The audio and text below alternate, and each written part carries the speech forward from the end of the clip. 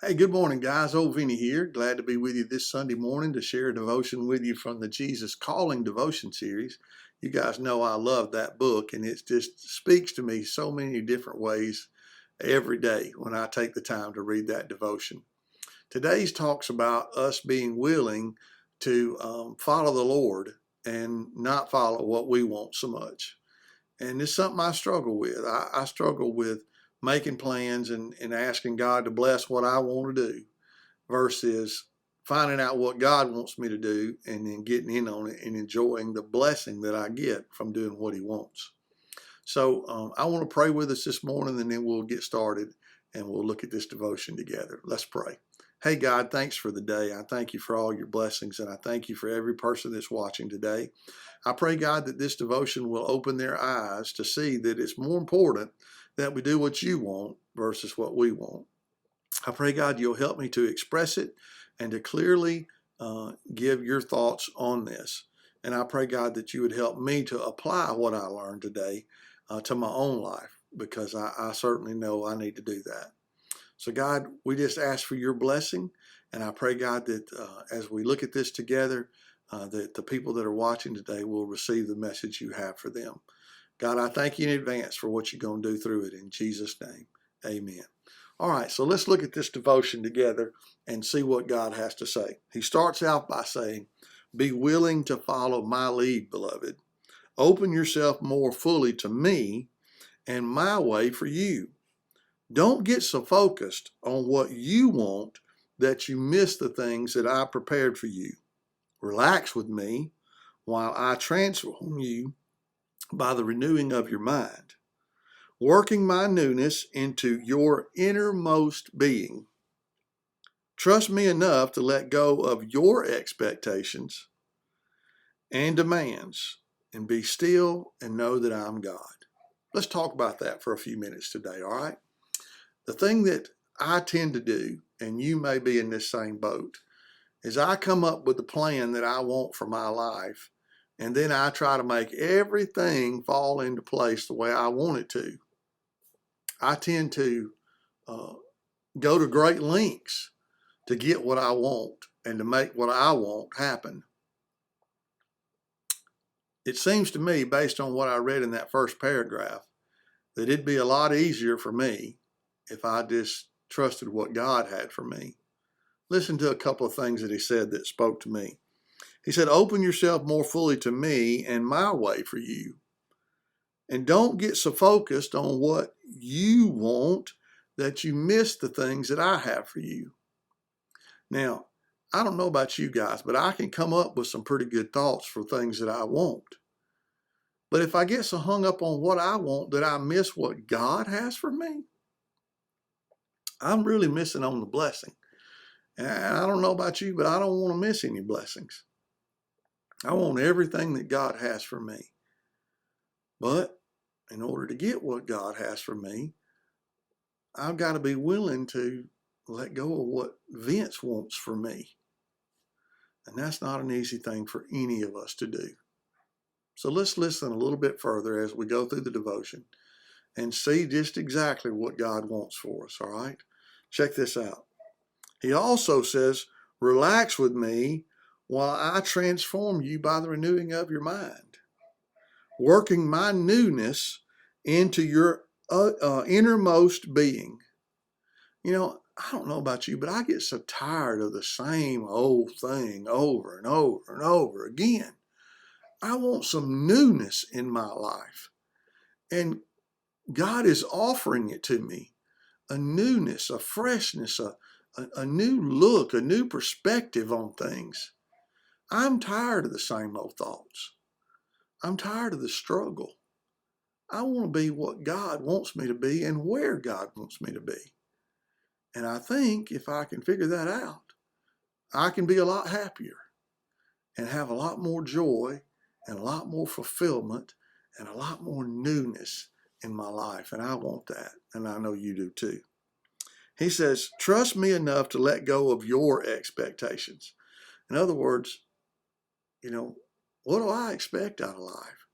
I mean, I need to let go of what I expect and find what God has. because his plan for me is pleasing and it's perfect and it's good. The scripture tells us in Romans chapter 12 and verse 2, it says this: do not conform any longer to the pattern of this world, but be transformed by the renewing of your mind. And then listen to what it says. Then you'll be able to test and approve what God's will is, his good, his pleasing, and his perfect will. And that's from Romans chapter 12 and verse 2. What a great passage of scripture to remind us that his plan is good. His plan is perfect. His plan is pleasing. I don't know about you, but it can't be no better, can it? Than to get in on stuff that's pleasing. That's a great encouragement to me, and I hope it is to you too. I want you to check this out because it's where I struggle. Listen close to what he says. Sometimes you obstruct the very things that you desire by trying too hard to make things go according to your will and timing. Ding, ding, ding, ding, ding. That's me. In a nutshell, I get something in my crawl that I want, and I got to make it happen now. I mean, I got to pull every string, every rope, everything I can together to make it happen when it gets in my head. That's not waiting on God's timing. That's not waiting on seeing what he has for me. That's me missing what he has for me, trying to get what I want. That's tiring. I don't know about you, but I think it's more important to get what God has. Check out what he says next. He says, I know the desires of your heart. In other words, I know what you want. God knows what we want. And he says this, and I also know the best way to reach those goals. Duh. He's God. He knows what we want. He knows the desires of our heart. And he knows the best way to give it to us. So why do we struggle so hard and get so impatient and not be willing to wait to let God give us what he wants us to have in his timing? We probably would be a lot less frustrated and a lot happier and have a lot more joy if we just did it his way in the beginning. Check this out. He says this: instead of striving to be in control so you can get what you want, seek my face. Again, the object or the plan or the correct way to go is to not think about what we want, but to seek his face. Seek his face. Listen to what it says in this particular passage of scripture from 1 Chronicles 16 and verse 11. It says this: seek the Lord and his strength, seek his face continually. You know, if we could get our mind off all the things that are going on around us and just focus on his face, focus on him and seek him constantly, continually, how much happier would we be? How much happier? So much less stress, so much less worry, so much less planning and plotting and trying to figure out how to make it happen. We just seek his face, he'll show us exactly how to make it happen. Then he says this, all right, check this out. He says, talk with me openly and rest for a while in my presence.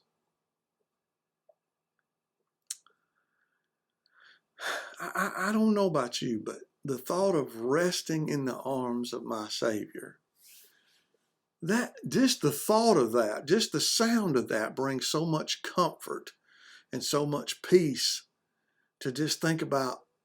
I mean, just like a little baby crawled up in its mama's arms. You may know or may not know that Amber brings little Ollie to work 2 days a week. and I get to see him, and I get to see the joy that he feels when he's in somebody's arms and when somebody's holding him, and just the security that he feels is so important. It's no different for me and for you. If we just curl up in the arms of our Savior and rest a while he figures out how to make it happen, how much happier and how much more joy and security would we feel if we did things that way? Listen to what he says next. Remember, he said, talk with me openly and rest for a while in my presence. And this is the next step. When you feel more refreshed, invite me to show you the way forward. Did you hear that? After you've rested in his arms and in his presence and sought his face continually, when you feel refreshed, when you feel close to God again, then say, what's next? Where do we go from here? Where do I need to go, God? I want to stay right on path, right on target with you. So where do I need to go next? What step do I need to take next? That takes all the pressure off of me and you. Do you see that? It puts it all on God. He said, I know the desires of your heart, and I know the best way to get you to them. You just have to trust me.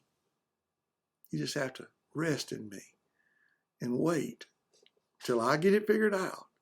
And then once you're refreshed, ask me where to go from here. He says this, listen close. I will guide you along the best pathway for your life. I will advise you and I will watch over you. And that scripture comes to you from Psalms 32 and verse 8, the New Living Translation. It reminds us, if we're on his path and if we're following his will, he's going to protect us and he's going to provide for us. I'm tired of struggling. Not with finances even with finances, with family, with friends, with situations. I'm tired of the struggle. And you probably are too. Why don't you do with me today what I need to do? And that's just ask God to show me what he has for me. And let me try to get in on what he has instead of me making a plan and asking him to bless what I thought up. Because it's probably a big old mess, knowing me. He gave us a couple more scriptures for us to look at. Psalms 46 and verse 10 says, be still and know that I'm God. I will be exalted among the nations. I will be exalted in the earth. He's going to be lifted up, folks. He's going to be praised and worshiped. And I want to be right there in the middle of it. And I know you do too. I want to be as close to God as I can get. And if you feel like me, if you're tired of struggling to make things happen, why in the world do we keep doing it that way? Why don't we just seek God's face continually? Why don't we rely on him and trust the path that he has for us? I hope today, as I've shared my struggle with this situation, that it will encourage you to know that you're not in it by yourself. And it encourages me to think that I'm not the only one that tries to fix everything for myself. I want to rely on him more. And I want to open myself up to him more. And let him show me what he has for me. Because I know it's 10 times, probably 100 times better than what I have for me. So today, I want to encourage you. Open yourself up to the Lord. When something comes your way, a situation or a struggle, don't react to it. Don't just jump off into it with both feet trying to fix it. crawl up in his arms, and feel the security and the warmth of his love for you. And then, once you feel refreshed, ask him what's next. I think that you'll find far greater peace and far greater joy from trusting in him and following him than all the frustrations that comes along with doing it yourself. Let's pray together. God, thank you for this devotion today. I praise you, God, and I thank you that you got my attention with it. I just pray, God, that you'll help me to execute this lifestyle for myself, to do the things that I need to do. And that's to just trust and wait on you. And then go where you tell me to go and do what you tell me to do. Lord, I love you. I pray, God, you'd help me to seek your face continually. And let me experience the joys and the blessings from the path that you have for me. I praise you and I thank you in advance for that path. And I pray, God, today that you'd bless every person that listened today. And I pray, God, you'd show them if this is a struggle for them that they need to surrender to. I love you and I praise you in Jesus' name. Amen. Well, thanks for being with me today. I hope this lesson encouraged you to seek God, to trust in him more, and to follow the path that he's laid out for you. Surrender your own plans and your own thoughts and your own desires, and let him guide your path. If you do that, I can promise you, you'll be a whole lot happier and have a whole lot more joy in your life. I hope you have a great rest of your week and look forward to being with you again real soon.